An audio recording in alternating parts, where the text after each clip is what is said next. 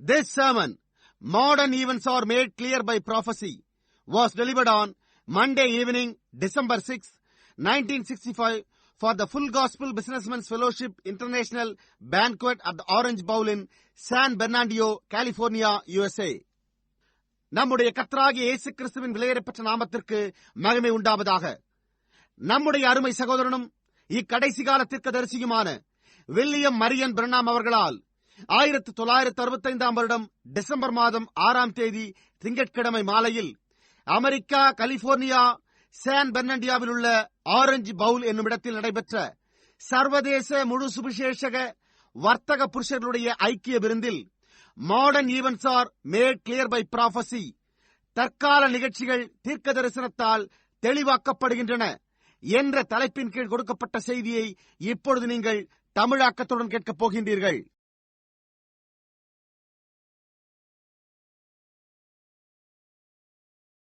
Moses went out with the commandments of God to deliver Israel.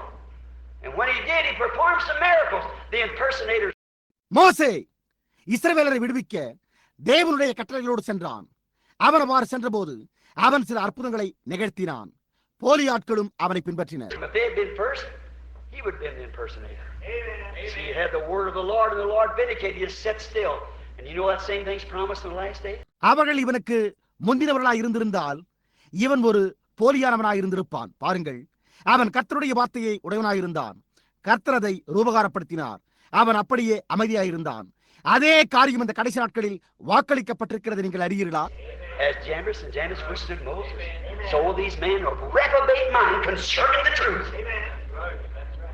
என்னையும் எம்பிரேயும் மோசேக்கு எதிர்த்து நின்றது போல இந்த மனிதர்களும் சத்தியத்தை குறித்த விஷயத்தில் பரீட்சைக்கு நில்லாதவர்களாயிருப்பர். When an organization takes a man right down through that organization, it showed it did not come from God, because God does those things to strike the people's mind, and then the message follows it. ஒரு ஸ்தாபனம் தொடர்ந்து ஒரு மனிதனை அந்த ஸ்தாபனத்தினூடாகவே கொண்டு செல்லும் போது அது தேவனிடத்திலிருந்து வரவில்லை என்பதை காண்பிக்கிறது. ஏனென்றால் தேவனோ ஜனங்களுடைய சிந்தனையை கவர்ந்து எடுக்கும்படிக்கே அந்த காரியங்களை செய்கிறார். அதன் பின்னரே செய்தியானது அதனை பின்தொடர்கிறது. If it isn't, then it's not God. It's not God. God always does that. அப்படி இல்லை என்றால் அப்பொழுது அது தேவன் அல்ல. அது தேவன் அல்லவே. தேவன் எப்பொழுதுமே அதை செய்கிறார். Judas couldn't understand it. He walked right with him. He didn't see it. யூதாசினால் அதை புரிந்து கொள்ள முடியவில்லை. அவன் அவரோடு சரியாகத்தான் நடந்தான். ஆனாலும் அவன் அதை காணவில்லை. But the real ordained of God, that real gene, that real germ of soul of God that was in God before the foundation of the world. ஆனால் உண்மையான தேவனால் நியமிக்கப்பட்ட அந்த உண்மையான மரபணு, அந்த உண்மையான ஜீவ கிருமியானது உலக தோற்றத்திற்கு முன்பே தேவனுக்குள் இருந்த ஒரு தேவனுடைய ஆத்துமாவாகும். Remember, you that's really got the Spirit of God in you tonight, you were here in Christ because He was the fullness of the Word. He was the fullness of the Godhead bodily. நினைவிருக்கட்டும், நீங்கள் இன்றிரவு உண்மையாகவே உங்களுக்குள்ளாக தேவனுடைய ஆவியை பெற்றிருப்பீர்களேயானால் அப்பொழுது நீங்கள் கிறிஸ்துவுக்குள் இருந்தீர்கள். ஏனென்றால் அவர் வார்த்தையின் பரிபூர்ணமாயிருந்தார். அவர் சரீர பிரகாரமாக தேவத்துவத்தின் பரிபூர்ணமாயிருந்தார். God was in Christ, reconciling the world to Himself. Do you believe that? Look, He was in Christ. தேவன் கிறிஸ்துவுக்குள் இருந்து உலகத்தை தமக்கு ஒப்புரவாக்கி கொண்டார். நீங்கள் அதை விசுவாசிக்கிறீர்களா? பாருங்கள், அவர் கிறிஸ்துவுக்குள் இருந்தார். Then if you were in God, a gene, a word, an attribute from the beginning, then you walk with Him here on earth. You talked with Him on earth. You suffered with Him on earth. You died with Him at Calvary, and you rose with Him again. அப்படியானால் நீங்கள் தேவனுக்குள் துவக்கத்திலிருந்து ஒரு மரபணுவாக, ஒரு வார்த்தையாக, ஒரு தன்மையாக இருந்திருந்தால் அப்பொழுது நீங்கள் இங்கே பூமியின் மேல் அவரோடு நடந்தீர்கள். நீங்கள் பூமியின் மேல் அவரோடு பேசினீர்கள். நீங்கள் பூமியின் மேல் அவரோடு பாடுபட்டீர்கள். நீங்கள் கல்வாரியில் அவரோடு மரித்தீர்கள். நீங்கள் மீண்டும் அவரோடு எழும்பினீர்கள். Now you're sitting in heavenly places in Christ Jesus. Amen. Communing with Him, the Word, as it feeds into your soul, that man shall live by every word that proceedeth. இப்பொழுது நீங்கள் கிறிஸ்து இயேசுவுக்குள்ளாக உன்னதங்களிலே உட்கார்ந்து கொண்டு அவரோடு வார்த்தையோடு உறவாடிக் கொண்டிருக்கையில் அது உங்களுடைய ஆத்துமாவை மனுஷன் தேவனுடைய வாயிலிருந்து புறப்படுகிற ஒவ்வொரு வார்த்தையினாலும் பிழைப்பான் என்ற முறையில் போஷிக்கிறது. Not the Methodist word, the Baptist word. Remember, if there was any left over in the sacrifice, it must be burned before morning, because tomorrow's another church age. Amen. Is that right? Exodus. It's true. A symbol type of the sacrifice. Methodist வார்த்தையினால், Baptist வார்த்தையினால் அல்ல, நினைவிருக்கட்டும், பலியில் ஏதேனும் மீதியாக விடப்பட்டிருந்தால் அது விடியற் காலைக்கு முன்னரே சுட்டரிக்கப்பட வேண்டும். ஏனென்றால் நாளை என்பது மற்றொரு சபையாயிருக்கிறது. அது சரிதானே? யாத்திரை, அது உண்மை. பலியின் மாதிரியானது ஒரு அடையாளமாகும். The door said, I'll make one place. You won't worship me in every door that I'll give you, but there's one door, and in that door I'll put my name. வாசல், நான் ஒரு இடத்தை குறிப்பிடுவேன். நான் உங்களுக்கு அளித்திருக்கிற ஒவ்வொரு வாசலிலும் நீங்கள் என்னை ஆராதிக்க கூடாது. ஆனால் ஒரு வாசல் உண்டு, அந்த வாசலில் நான் என் நாமத்தை தரிப்பேன் என்றார். And where the Lord puts his name, that's the place that God will receive your sacrifice. கர்த்தர் தம்முடைய நாமத்தை எங்கே தரிப்பிக்கிறாரோ அந்த இடத்திலேயே தேவன் உங்களுடைய பலியை ஏற்றுக்கொள்வார். We made all kinds of doors, but God made a door. God made a door. And that door was St. John the 10th chapter. Jesus said, I am that door. நாம் எல்லா விதமான வாசல்களையும் உண்டு பண்ணி இருக்கிறோம். ஆனால் தேவன் ஒரு வாசலை உண்டு பண்ணினார். தேவன் ஒரு வாசலை உண்டு பண்ணினார். அந்த வாசலையே பரிசுத்த யோவான் 10வது அதிகாரத்தில் இயேசுவானவர் நானே அந்த வாசல் என்று கூறினார். God put his name in Jesus. Do you believe that? தேவன் தம்முடைய நாமத்தை இயேசுவுக்குள் தரிப்பித்தார். நீங்கள் அதை விசுவாசிக்கிறீர்களா? He was the Son of God. Every son comes in his Father's name. He said, I come in my Father's name, you receive me not. I come in my Father's name, you come in your Father's name. அவர் தேவகுமாரனாய் இருந்தார். ஒவ்வொரு குமாரனும் தன்னுடைய பிதாவினுடைய நாமத்திலேயே வருகிறான். அவர் நான் என் பிதாவின் நாமத்திலே வந்திருந்தும் நீங்கள் அதை ஏற்றுக்கொள்ளவில்லை என்றார். நான் என் பிதாவினுடைய நாமத்தில் வருகிறேன், நீங்கள் உங்களுடைய பிதாவினுடைய நாமத்தில் வருகிறீர்கள். Jesus come in his Father's name, so his Father's name is Jesus. Exactly because he came in his Father's name. இயேசுவானவர் தம்முடைய பிதாவினுடைய நாமத்திலேயே வந்தார். ஆகவே அவருடைய பிதாவினுடைய நாமம் இயேசுவாகும். ஏனென்றால் அவர் தம்முடைய பிதாவினுடைய நாமத்திலே சரியாக வந்தார். And you receive that, another will come and him you will receive. You'll take your denominations, go on with it. Just go ahead. நீங்கள் என்னை ஏற்றுக்கொள்ளவில்லை, வேறொருவன் வந்தால் நீங்கள் அவனை ஏற்றுக்கொள்வீர்கள். நீங்கள் உங்களுடைய ஸ்தாபனங்களை ஏற்றுக்கொண்டு அவர்களோடு செல்வீர்கள். அப்படியே தொடர்ந்து செல்லுங்கள். The Bible says they were raised up to fulfill this place, blind, naked, and don't know it. வேதமோ அவர்கள் இந்த இடத்தை நிறைவேற்றுவதற்கு எழுப்பப்பட்டவர்கள், குருடராய் நிர்வாணியாய் இருந்தும் அதை அறியாதிருக்கிறார்கள் என்று கூறியுள்ளது. Church religion, oh, very pious, just the same as Cain was. Make a sacrifice, make everything, just the same as Abel did. சபையே, மார்க்கமே, ஓ, மிகவும் பயபக்தியாய் காயின் இருந்ததை போன்றே இருக்கிறாய். அவன் ஆபேல் செய்தது போலவே ஒரு பலியை செலுத்த அதே விதமாக எல்லா காரியத்தையும் செய்தான். But by revelation it was revealed to him what the sacrament was. Not fruits of the field and something to do with your hand. ஆனால் வெளிப்பாட்டினாலே ஆபேலுக்கு அந்த பரிசுத்த பிரமாணம் என்னவென்றும் அது வயல் நிலத்தின் கனிகளோ அல்லது அவனுடைய கரத்தை கொண்டு செய்யும்படியான ஏதோ ஒன்றல்ல என்று வெளிப்படுத்தப்பட்டது. The believer can see the word made flesh. The others cannot do it. வார்த்தை மாமிசமாவதை விசுவாசியால் காண முடியும், மற்றவர்களால் அதை காண முடியாது. All them Israelites, after they seen Moses perform that, he brought them right up to the great council where it's to be held. Every one of them said, we'll go with Balaam because we think Dr. Balaam's right. He's smarter, he's more educated, everything, so we'll just take it. இஸ்ரவேலர் எல்லோரும் மோசே அதை செய்வதை கண்ட பிறகு அங்கே நடைபெறவிருந்த ஆலோசனை கூட்டத்திற்கு அவர்கள் கொண்டு வரப்பட்ட போது அவர்கள் ஒவ்வொருவரும் நாங்கள் பிலேயாமுடன் போவோம், ஏனென்றால் நாங்கள் பண்டிதர் பிலேயாம் சரியா இருக்கிறார் என்றே நாங்கள் கருதுகிறோம். அவர் ஒவ்வொரு காரியத்திலும் அறிவுத்திறன் கொண்டவராய் அதிகமாய் கல்வி கற்றவராய் இருக்கிறார், எனவே நாங்கள் அதை அப்படியே எடுத்துக்கொள்வோம் என்று கூறினர். God never did forgive them. He destroyed them right there in the wilderness. And Jesus said himself, they'll never come, they'll none of them saved. தேவன் அவர்களை ஒருபோதும் மன்னிக்கவே இல்லை. அவர் அங்கே வனாந்திரத்திலேயே அவர்களை அடித்தார். இயேசுதாமே அவர்கள் ஒருபோதும் வரமாட்டார்கள், அவர்களில் ஒருவனும் ரட்சிக்கப்படவே இல்லை என்றார்.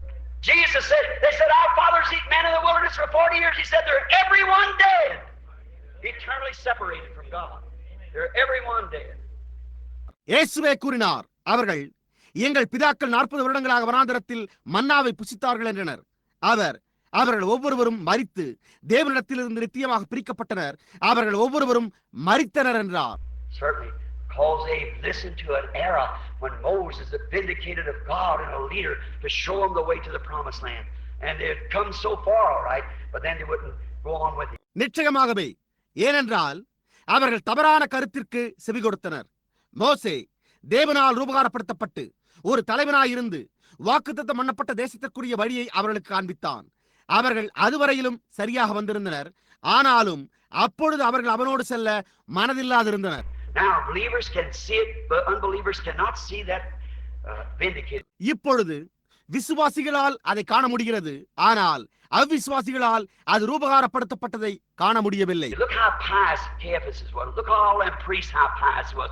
And Jesus turned around and said, "You are your father the devil, and his works you'll do." காய்பா எவ்வளவு பக்தி உள்ளவனாக இருந்தார் என்பதை பாருங்கள். எல்லா ஆசாரியர்களும் எவ்வளவு பக்தி உள்ளவர்களாக இருந்தனர் என்பதை பாருங்கள். இயேசுவானவர் திரும்பி, நீங்கள் உங்கள் பிதாவாகிய பிசாசானவனால் உண்டானவர்கள், எனவே அவனுடைய கிரியைகளை நீங்களும் செய்வீர்கள் என்றார். But there was a few believers sitting there. You think them disciples could have understood when Jesus said, "I and my Father are one"? They couldn't have explained it. ஆனால் அங்கே ஒரு சில விசுவாசிகளே அமர்ந்து கொண்டிருந்தனர். இயேசுவானவர், நானும் என் பிதாவும் ஒன்றாக இருக்கிறோம் என்று கூறின போது அந்த சீஷர்களால் அதை புரிந்து கொண்டிருக்க முடிந்திருக்கும் என்று நீங்கள் நினைக்கிறீர்களா? அவர்களால் அதை விளக்கி கூற முடியவில்லை. When he said, "Except you eat the flesh of the Son of Man and drink his blood, you have no life." Could they explain it? No, but they believed it. Amen. Because they seen God being vindicated and made flesh. அவர், நீங்கள் மனுஷகுமாரனுடைய மாம்சத்தை புசித்து அவருடைய இரத்தத்தை பானம் பண்ணாவிட்டால் உங்களுக்கு ஜீவனில்லை என்றார். அவர்களால் அதை விளக்கி கூற முடிந்ததா? இல்லையே. ஆனால் அவர்கள் அதை விசுவாசித்தனர். ஏனென்றால் தேவன் ரூபகாரப்படுத்தப்பட்டதையும் மாம்சமானதையும் அவர்கள் கண்டனர். Jesus said, "If I do not the works of my Father, then believe me not. But if I do the works of my Father, the word that's predicted for me to do, then you, if you can't believe me, believe the works that I do, that you might be saved." இயேசு, நான் என் பிதாவின் கிரியைகளை செய்யாதிருந்தால் அப்பொழுது என்னை விசுவாசிக்காதீர்கள். ஆனால் நான் என் பிதாவினுடைய கிரியைகளை செய்வேனே ஆகில், நான் செய்யும்படி முன்னுரைக்கப்பட்டிருக்கிற வார்த்தையை, அதாவது உங்களால் என்னை விசுவாசிக்க முடியவில்லை என்றால், நீங்கள் ரட்சிக்கும்படியாக நான் செய்கிற கிரியைகளை விசுவாசியுங்கள் என்றார். புரிகின்றதா? Jesus said, "My sheep know my voice. They know my word. They see it when it's vindicated for that age." இயேசு, என் நாடுகள் என் சத்தத்தை அறிந்திருக்கின்றன, அவைகள் என் வார்த்தையை அறிந்திருக்கிறபடியால் அந்த காலத்துக்கென அது ரூபகாரப்படுத்தப்படுகின்ற போது அவைகள் அதனை புரிந்து கொள்கின்றன என்றார். Well, Caiaphas know the word too, but not the word for that age. He had the word of what the Pharisees had poked into him, but not the vindicated word of the hour.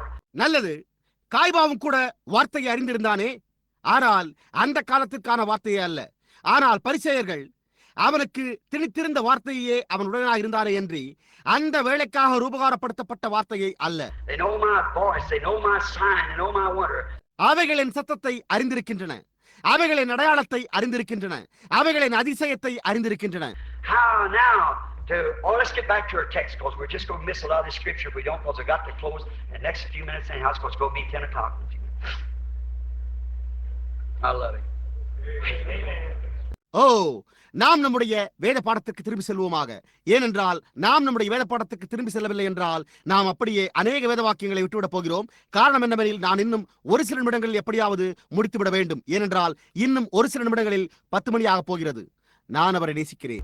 Friends, you people who walked down that aisle and put that offering in there a while ago, people that's fed my children, put clothes on their back.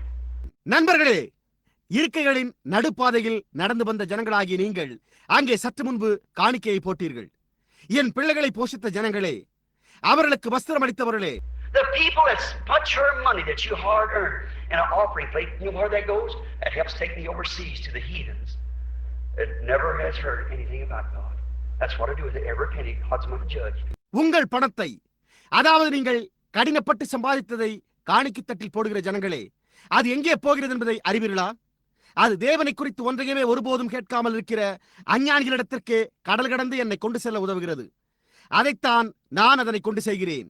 ஒவ்வொரு பைசாவையும் அதற்காகவே செலவிடுகிறேன் என்பதற்கு தேவனே என்னுடைய நியாயாதிபதியாயிருக்கிறார். There's some of a man sitting right here now that's in the treasury of my church. I get $100 a week.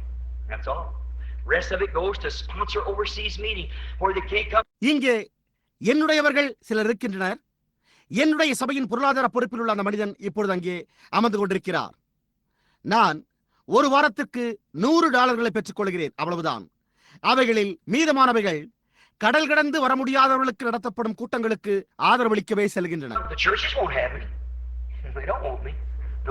That's right. They turn me down. They say he's a Jesus only, or he's something like that, or some heretic fanatic and all like that, a Jezebel. சபைகள் என்னை வைத்துக் கொள்ளாது. அவர்கள் என்னை விரும்புகிறதில்லை. இல்லை, அது உண்மையே. அவர்கள் என்னை இப்பொழுது இவ்வாறு பெயரிட்டு அழைக்கின்றனர். அதாவது அவர் ஒரு இயேசு மாத்திரமே என்ற குழுவை சார்ந்தவர், அல்லது அவர் அதை போன்ற ஏதோ ஒன்றாக இருக்கிறார், அல்லது அவர் ஏதோ ஒரு முரண்பாடான கொள்கை உடையவர், மதவெறியன் என அதை போன்று ஒரு எசபேல் என்று கூறுகின்றனர். I look for that. They call my Lord Jezebel. They call him not a Jezebel but a Beelzebub. They called him all those bad names. நான் அதைத்தான் எதிர்பார்க்கிறேன். அவர்கள் என் ஆண்டவரையே எசபேல் என்று அழைத்தார்களே, அவர்கள் அவரை ஒரு எசபேல் என்று அழைக்கவில்லை, ஆனால் ஒரு பெயல்சபூல் என்று அழைத்தனர். அவர்கள் அவரை அந்த விதமான எல்லா மோசமான பெயர்களாலும் அழைத்தனர்.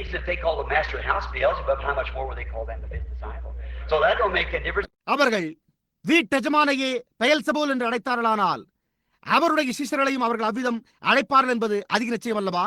ஆகையால் அது எந்த வித்தியாசத்தையும் உண்டு பண்ணுகிறதில்லை.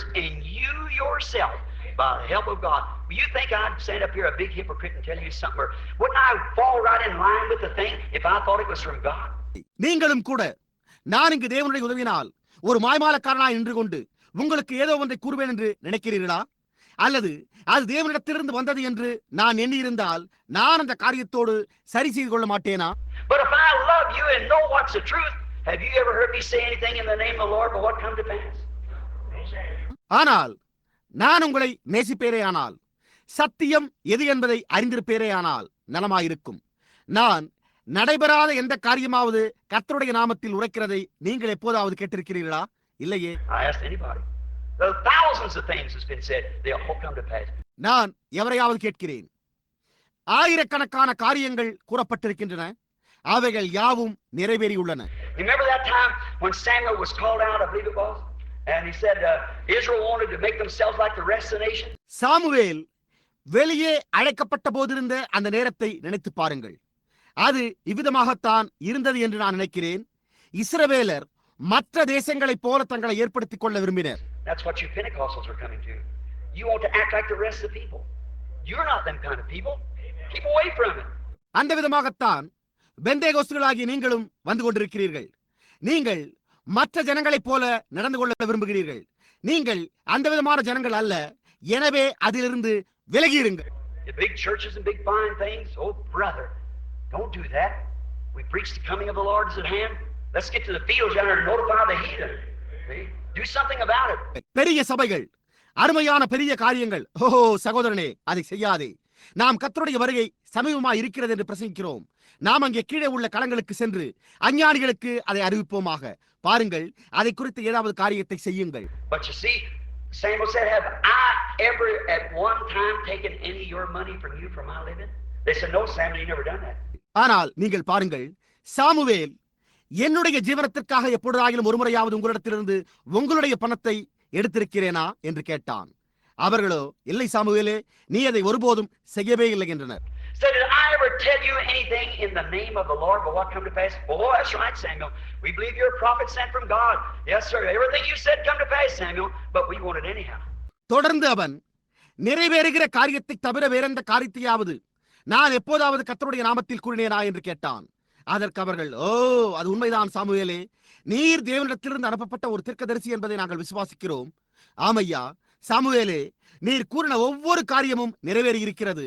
ஆயினும் எப்படியாயினும் நாங்கள் அதை விரும்புகிறோம் என்றே கூறினர். See what happened? Oh brother, the scripture just keeps repeating itself back and forth through the scripture because it's God's way of doing it. You see you hit these kind of times. என்ன சம்பவித்தது என்பதை பாருங்கள். ஓ சகோதரனே, வேத வாக்கியமானது அப்படியே முன்னும் பின்னுமாக வேத வாக்கியத்தினூடாகவே மீண்டும் திரும்ப நிகழ்கிறது. ஏனென்றால் அது தேவனுடைய வழியின் செய்கையா இருக்கிறதை நீங்கள் காண்கிறீர்கள். நீங்கள் பாருங்கள், நீங்கள் இந்த வகையான நேரங்களை சந்திக்கிறீர்கள். Let's get to our text right quick. Now, I've been all this time waiting to come to my text yet. நாம் நம்முடைய பாடத்திற்கு துரிதமாக திரும்புவோமாக. இப்பொழுது நான் இவ்வளவு நேரமாக பேசிக் கொண்டிருந்தும் என்னுடைய பொருளுக்கு நான் இன்னும் வரவே இல்லை. It's on my heart. I love you. perish with the world. If you're of the world, you'll perish with the world. If you're God, you'll go with him in the resurrection. அது என் இருதயத்தில் உள்ளதே. நான் உங்களை நேசிக்கிறேனே. உலகத்தோடு அழிந்து போய்விடாதீர்கள். நீங்கள் உலகத்தாராயிருந்தால் நீங்கள் உலகத்தோடு அழிந்து போவீர்கள். நீங்கள் தேவனுடையவர்களாய் இருந்தால் நீங்கள் உயிர்த்தெழுதலில் அவரோடு செல்வீர்கள். So change your nature tonight from the love of the world and the things of the world and all these creeds and things, and look straight to Calvary, to your sacrifice. Meet him there on them grounds, because that's the only place he'll ever meet you. ஆகையால் உலகத்தின் அன்பிலிருந்தும் உலகத்தின் காரியங்களிலிருந்தும் இன்றிரவே உங்களுடைய சுவாபத்தை மாற்றுங்கள். இந்த எல்லா கோட்பாடுகளிலிருந்தும் மற்ற காரியங்களிலிருந்தும் விலகி உங்களுடைய பலியை கல்வாரி அண்டைக்கே நேராக நோக்கி பாருங்கள். அங்கே அந்த அப்படிப்பட்ட சூழ்நிலைகளில் அவரை சந்தியுங்கள். ஏனென்றால் அந்த ஒரு இடத்திலேயே அவர் எப்போதும் உங்களை சந்திப்பார்.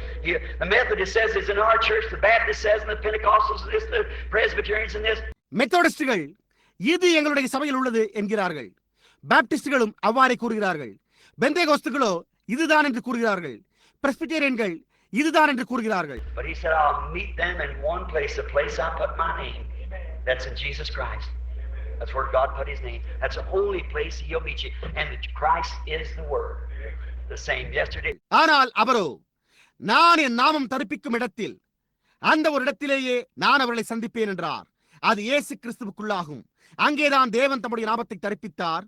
அந்த ஒரே இடத்தில் தான் அவர் உங்களை சந்திப்பார். அது கிறிஸ்துவாய் இருக்கிறது. அது வார்த்தையாய் மாறாததாய் இருக்கிறது. It's growth from the feet, thighs. Now it's in the head, fixing to go, manifesting in full measure the bride as same as the groom. அது பாதத்திலிருந்து தொடை வரை வளர்ந்துள்ளது. இப்பொழுது அது தலையில் இருக்கிறது. அது போவதற்கு ஆயத்தமாய் இருக்கிறது. மணவாளனை போலவே மணவாட்டியின் முழு அளவிற்குள்ளும் வெளிப்படுத்தப்படுகிறது. Now let's go to our text right quick for about 10 minutes, and then we'll close. Now our text we want to consider it. இப்பொழுது நாம் நம்முடைய பாடத்திற்கு துரிதமாக செல்வோமாக. ஏனென்றால் இன்னும் சுமார் 10 நிமிடங்களே உள்ளன. அதன் பின்னர் நாம் முடித்து விடுவோம். இப்பொழுது நம்முடைய பாடம் நாம் அதை சிந்தித்து பார்க்க வேண்டும். It had happened again as our text as it usually has happened. God sent his prophet as he word had promised of Malachi 3, a messenger I'll send before my face to forerun his coming. நம்முடைய பாடத்தில் அது மீண்டும் சம்பவித்திருந்தது போலவே இது வழக்கமாக சம்பவித்திருக்கிறது. மல்கியா 3 குறித்து அவருடைய வருகைக்கு முன்னோடியாக எனக்கு முன்பே நான் ஒரு செய்தியாளனை அனுப்புவேன் என்று வார்த்தையானது வாக்களித்திருந்தபடியே தேவன் தம்முடைய தீர்க்கதரிசியை அனுப்பினார். Now if you want to vindicate that, to prove it, Matthew 11th chapter vindicates the same. இப்பொழுது நீங்கள் அதை ரூபகாரப்படுத்த அதை நிரூபிக்க விரும்பினால் மத்தேயு 11ஆம் அதிகாரம் அதையே ரூபகாரப்படுத்துகிறது. When the disciples of John came over and they seen Jesus, they said, John is in prison, said, we come to ask you whether he... யோவானின் சீஷர்கள் வந்தபோது அவர்கள் இயேசுவை கண்டனர். அப்பொழுது அவர்கள் யோவான் காவலில் இருக்கிறான் என்று கூறினார்கள். மேலும் நாங்கள் உம்மை கேட்டறிந்து கொள்ள வந்திருக்கிறோம் என்று கூறினர். John's eagle eye been filmed over and he was in the prison, he's fixed to die. Say, go ask. யோவானுடைய கடுகு கண்கள் திரையிடப்பட்டிருந்தன. அவன் சிறையில் இருந்தான். அவன் மரிக்க ஆயத்தமாய் கொண்டிருந்தான். எனவே போய் அவரிடம் கேளுங்கள் என்றார். See, John said, oh, his fan's in his hand, he'll thoroughly purge his floor. He thought the millennium would start right then. He thought the grain was ready, but it had to die and go into the stalk, come up again to make the true bride. பாருங்கள், யோவான், அவருடைய தூற்றுக்கூடை அவருடைய கையில் இருக்கிறது. அவர் தம்முடைய கடத்தை நன்றாய் விளக்குவார் என்றான். 1000 வருட அரசாட்சி அப்பொழுதே துவங்கிவிடும் என்று அவன் எண்ணிக்கொண்டான். தானிய மணியானது ஆயத்தமாய் இருந்தது என்று அவன் எண்ணினான். ஆனால் அது மரிக்க வேண்டியதாக இருந்தது. தன்றிற்குள்ளாக போய் உண்மையான மணவாட்டியை உருவாக்கும்படி மீண்டும் மேலே வர வேண்டியதாக இருந்தது. So he said, he'll gather his wheat into the garner, he'll burn the fire. What's that forerunner of Christ in that age? What he said would happen. ஆகையால் அவர் தம்முடைய கோதுமையை களஞ்சியத்திற்குள் சேர்ப்பார் என்றும் அவர் பதரை அக்கினியில் சுட்டரிப்பார் என்றும் கூறியிருந்தான். அந்த காலத்தில் இருந்த கிறிஸ்துவின் அந்த முன்னோடியை கவனியுங்கள். அவன் கூறினதே சம்பவிக்கும். The grain. I hope you're not asleep. The grain is here. It'll be gathered into the garner. Why's that bride? That part of it. But what did he say will happen to the stalk? It'll be burned with unquenchable fire. தானிய மணியானது நீங்கள் தூங்கிக் கொண்டிருக்கவில்லை என்று நான் நம்புகிறேன். கோதுமை மணியானது இங்கிருக்கிறதே, அது களஞ்சியத்திற்குள்ளே சேர்க்கப்படும். அது அந்த மணவாட்டியாய் அதனுடைய அந்த பாகமாய் இருந்தது. ஆனால் தண்டிற்கு என்ன சம்பவிக்கும் என்று அவர் கூறினார், அது அபியாத அக்கினியில் சுட்டெரிக்கப்படும். Seek salvation now while you can. Be a grain, not a stalk. Go into the life, not the old dead form. Go into the life of Christ. The Word made manifest and vindicated. So உங்களால் தேட முடியும் பொழுதே இப்பொழுதே ரட்சிப்பை தேடுங்கள். ஒரு கோதுமை மணியாயிருங்கள், ஒரு தண்டாயிருக்காதீர்கள். புரிகின்றதா? ஜீவனுக்குள்ளாக செல்லுங்கள். பழைய மரித்து போன முறைமைக்குள்ளாக அல்ல, கிறிஸ்துவின் ஜீவனுக்குள்ளாக பிரவேசியுங்கள். வார்த்தையானது வெளிப்படுத்தப்பட்டு அவ்வண்ணமாய் ரூபகாரப்படுத்தப்பட்டுள்ளதே. This is a gathering time. The combine is coming. You better get into the grain because the shuck's going to be left behind. இது ஒன்றாக கூட்டி சேர்க்கப்படும் நேரமாய் உள்ளது. போரடிக்கும் இயந்திரமானது வந்து கொண்டிருக்கிறது. நீங்கள் கோதுமை மணிக்குள்ளாக செல்வதே மேலானதாகும். ஏனென்றால் பதரானது பின்னாக விட்டுவிடப்பட உள்ளது. Now we find out that Jesus, to finish my quotation here, this Matthew 11. இப்பொழுது அது சம்பவித்ததை நாம் கண்டறிகிறோம். என்னுடைய மேற்கோளை இங்கே முடித்துக் கொள்கிறேன். இயேசுவானவர் இதை மத்தேயு 11ஆம் அதிகாரத்தில் கூறினார். He didn't give John. He said, "Well, I'll give John a book on how to conduct himself a believer in jail." பாருங்கள், அவர் இப்பொழுது பொறுங்கள், யோவான் தன்னை எப்படி நடத்திக் கொள்ள வேண்டும் என்பதற்காக சிறையில் ஒரு விசுவாசி என்ற புத்தகத்தை தரவுள்ளேன் என்று கூறி அவர் அவனுக்கு ஒரு புத்தகத்தை தரவில்லை. No, he said, "Stand around and watch what happens." Amen. Go back and show John what happens. Amen. The lame walk, the blind see, the dead's raised up, and the gospel's preached to the poor. Just exactly what the prophet said would come to pass. And blessed is he who's not offended in me. இல்லையே, அவர் நின்று என்ன சம்பவிக்கிறது என்பதை கவனியுங்கள். பின்னர் திரும்பி போய் என்ன சம்பவிக்கிறது என்பதை யோவானுக்கு அறிவியுங்கள். அதாவது சப்பானிகள் நடக்கிறார்கள், குருடர் காண்கிறார்கள், மரித்தோர் எழுப்பப்படுகிறார்கள், தரித்திரருக்கு சுவிசேஷம் பிரசங்கிக்கப்படுகிறது என்பதை கூறுங்கள் என்றார். அப்படியே சரியாக தீர்க்கதரிசி கூறினதே நிறைவேறும். தொடர்ந்து என்னிடத்தில் இடனடையாதிருக்கிறவன் எவனோ அவன் பாக்கியவான் என்றார். His disciples crowd across the hill. He turned and said, "What went ye out to see when you went to see John?" அவருடைய சீஷர்கள் மலையை கடக்க துவங்கிற போது அவர் திரும்பி, நீங்கள் யோவானை பார்க்க செல்லும் போது நீங்கள் எதை பார்க்க போனீர்கள்? You go see a man that's catered and soft raiments and so forth, turned around collars and all this, you know. மிருதுவான வஸ்திரங்களை உடுத்திக் கொண்டு கழுத்துப்பட்டையை திருப்பி விட்டுக் கொண்டிருக்கிற மனிதனையா நீங்கள் காண போனீர்கள்? இவையெல்லாம் உங்களுக்கு தெரியாதா என்று கேட்டார். Said they're in king's palaces. They kiss the babies and bury the dead. You don't know how to hold a two-handed sword. பின்னும் அவர், அப்படிப்பட்டவர்கள் அரசர்களுடைய அரண்மனைகளில் இருக்கிறார்களே, அவர்கள் குழந்தைகளை முத்தமிட்டுக் கொண்டும் மரித்தோரை அடக்கம் பண்ணிக் கொண்டும் அதே சமயத்தில் அவர்கள் இருபுறமும் கருக்குள்ள பட்டயத்தை எப்படி பிடிக்க வேண்டும் என்பதையே அறியாதிருக்கிறார்கள் என்றார். புரிகின்றதா? So what you go to see a reed that's shaken by any wind? Come on, John, I'll give you more money if you come over here. Well, bless God, I ain't Methodist no more. I'll be Pentecostal, I'll be Presbyterian, I'll be this other, long more money. மேலும் அவர், என்னத்தை பார்க்க போனீர்கள்? எந்த காற்றினாலும் அசைக்கப்படுகின்ற ஒரு நாணலையோ? அதாவது யோவானேபா, நீ இங்கு வருவாயானால் நான் உனக்கு அதிக பணம் தருவேன் என்று கூற, அதற்கு அவன், நல்லது, தேவனுக்கு ஸ்தோத்திரம், நான் இனிமேல் மெத்தோடிஸ்ட் அல்ல, நான் பெந்தேகோஸ்தேக்காரனாய் இருப்பேன், நான் பிரெஸ்பிட்டேரியனாய் இருப்பேன், நான் இதுவாய் இருப்பேன், அதுவாய் இருப்பேன், இன்னும் அதிக பணத்தை உடனாக இருப்பேன் என்று கூறுவதை காணவா என்று கேட்டார். He said, "You never went to see a reed shaken with wind." So what did you go to see then? A prophet? He said, "Yes, and more than a prophet." Amen. அவர், நீங்கள் காற்றினால் அசைந்த ஒரு நாணலை ஒருபோதும் காணவில்லையே என்றும், நீங்கள் அங்கு போய் என்னத்தை கண்டீர்கள்? ஒரு தீர்க்கதரிசியா என்று கேட்டார். அதற்கு அவரே, ஆம், ஒரு தீர்க்கதரிசியை பார்க்கிலும் மேலானவனையே என்று கூறினார். John had just paid the poorest tribute he could to Jesus. No, it had to come that way. Just asked him, after he introduced him and seen that sign above him, he said, "This is the Messiah." Then he comes and asks, "Are you here? Do we look for another one?" யோவான் இயேசுவானவருக்கு செலுத்தக்கூடிய மிகவும் எளிய புகழுரையை அளித்திருந்தான். அந்த விதமாகவே அது வரவேண்டியதாக இருந்தது என்பதை அறிந்திருந்தான். ஆயினும் அவன் அவரை அறிமுகப்படுத்திய பிறகும், அவருக்கு மேலே இருந்த அடையாளத்தை கண்ட பிறகும், அவன் இதுதான் மேசியா என்று கூறிய பிறகும், அவன் அவரிடத்தில் வந்து, வருகிறவர் நீர்தானா அல்லது வேறொருவர் வர காத்திருக்க வேண்டுமா என்று கேட்டான். But look, Jesus, knowing that, he turned and gave him a tribute. He said, "What did you go to see? A reed shaken with wind?" Said, "There's never been a man born of a woman as great as John to this day." That's right. What a compliment to pay the man. ஆனால் பாருங்கள், இயேசு அதை அறிந்து அவர் திரும்பி அவனுக்கு ஒரு புகழுரையை அளித்தார். அதாவது எதை பார்க்க போனீர்கள்? காற்றினால் அசையும் நாணலையோ என்று கேட்டார். மேலும் இந்நாள் வரையில் ஸ்திரீயினிடத்தில் பிறந்தவர்களில் யோவானை பார்க்கிலும் பெரியவன் ஒருவனும் இல்லை என்று கூறினார். அது உண்மையே. அந்த மனிதருக்கு செலுத்துவதற்கான என்னே ஒரு வாழ்த்துரை. But see, there it was. The prophecy had been fulfilled right before their face with a forerunner coming. Exactly what Malachi said. Now that's Malachi 3, not Malachi 4. ஆனால் நீங்கள் பாருங்கள், அது ஒரு முன்னோடியின் வருகையை குறித்து மல்கியா கூறின அந்த தீர்க்க தரிசனம் துல்லியமாக அவர்களுக்கு முன்பாக நிறைவேற்றப்பட்டிருந்ததா இருந்தது. இப்பொழுது அது மல்கியா 3 என்று மல்கியா 4 அல்ல.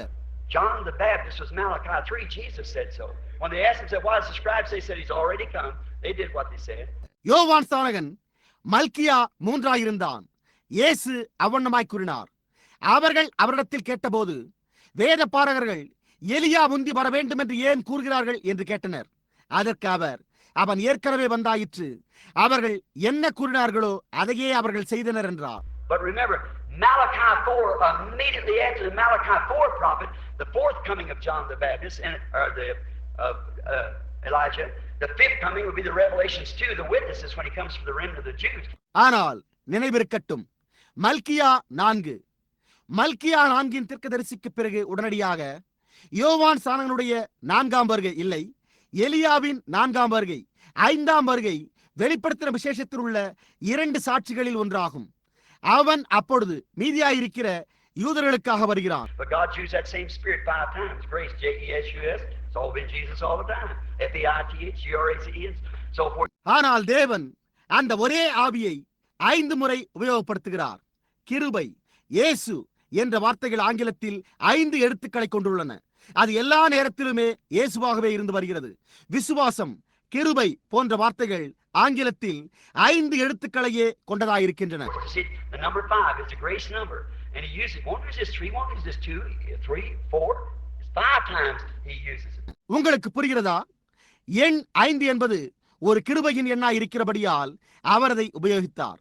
வெறுமன 3 பயன்படுத்த மாட்டார். வெறுமன 2, 3, 4 பயன்படுத்த மாட்டார். அவர் அதை உபயோகிக்கிறது 5 முறையாக உள்ளது. Now, notice quickly now as we finish up. He said, "This is he who has spoken. I'll send my messenger before my face." இப்பொழுது நாம் முடிக்கையில் துரிதமாக கவனியுங்கள். அவர், நான் எனக்கு முன்பே என் தூதனை அனுப்புவேன் என்று உரைக்கப்பட்டிருந்தவன் இவன்தான் என்றார். But in Malachi 4, immediately after that prophet prophesied, the whole earth is to be burnt over. And the righteous walk out upon the ashes of the wicked. See? Exactly. See, that's the Malachi 4 prophecy. ஆனால் மல்கியா 4 அந்த தீர்க்க தரிசனம் உரைத்த பிறகு முழு பூமியும் சுட்டரிக்கப்பட்டு துன்மார்க்கரின் சாம்பலின் கீழ் நீதிமான்கள் நடப்பார்கள். புரிகின்றதா? சரியாக. அதுதான் மல்கியா 4 தீர்க்க தரிசனம். Notice in Luke 17 where he said, "In the last days have come like Sodom and Gomorrah again."